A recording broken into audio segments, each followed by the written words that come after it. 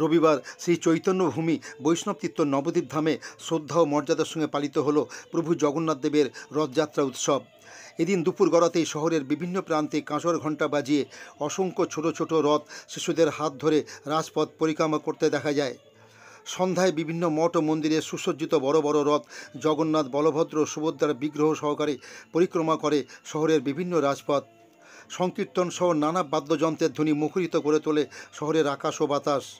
জন্মস্থান আশ্রম, জগন্নাথ মন্দির, দেবানন্দ গৌরীয় মঠ, পাণ্ডাবাড়ি, সুদর্শন মন্দির, বড়ালঘাটের গৌর গোবিন্দ লীলা প্রতিষ্ঠান সহ আরও কয়েকটি ধর্মীয় প্রতিষ্ঠানের রথ ছিল নবদ্বীপের মানুষের কাছে বিশেষ আকর্ষণ।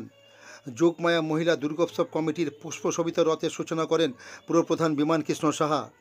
পুরসভার মহিলা সাফাই কর্মীদের দিয়ে রথের দড়ি টানিয়ে জাতপাতের বিরুদ্ধে প্রতীকী প্রতিবাদ জানান যোগমায়া কমিটির সদস্যরা।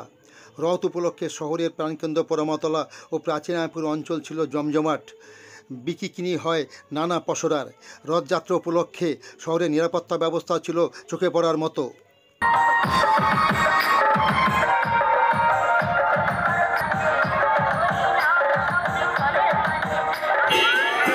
আপনাদের এই রথযাত্রা কত বছরের পুরনো? আচ্ছা, আমাদের এই বড়ালঘাট গৌর গোবিন্দ লীলামৃত সেবা প্রতিষ্ঠান আমাদের বাড়ি রথযাত্রা আজকে 28 বছরে পদার্পণ করলো। কি রীতিতে পুজো করেন আপনারা? আমরা এখানে উড়িষ্যার অনেক রীতি, পুরী জগন্নাথ দেবের অনেক রীতি এখানে মেনে চলা হয়। তবে রথটি মাহেশের রথের আদলে তৈরি এবং নির্মিত হয়। মাহেশে যেমন রথের 9টি চূড়া থাকে, আমাদের রথেরও 9টি চূড়া আছে এবং জগন্নাথ বলরাম সুভদ্রার একটি মাত্রই রথ। আপনার নাম? আমার নাম রাজীব সাহা। আপনি সেবায়িত? হ্যাঁ, আমি এই ঠাকুরের সেবায়িত।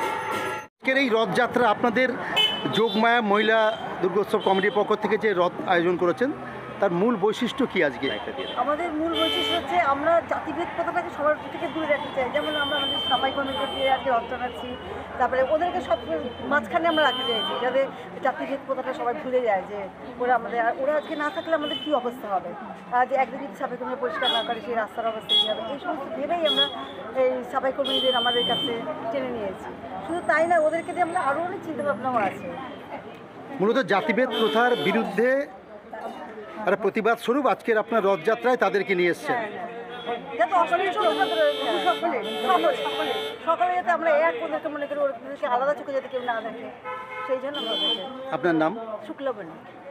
রথযাত্রায় সামিল হয়েছেন, আপনাদের কেমন লাগছে এই রথযাত্রা? এর আগে কোনোদিন রথের দড়ি টেনেছেন এখানেই নাকি অন্য কোথাও? আপনাদের যে ডাকে আপনাদের এই রথযাত্রায় অংশগ্রহণ করতে বলে আপনারা স্বতঃস্ফূর্তভাবেই আসেন, ওনাদের আন্তরিকতা আপনাদের সাড়া দেয়, তাই তো? আপনার নাম? পিঙ্কি।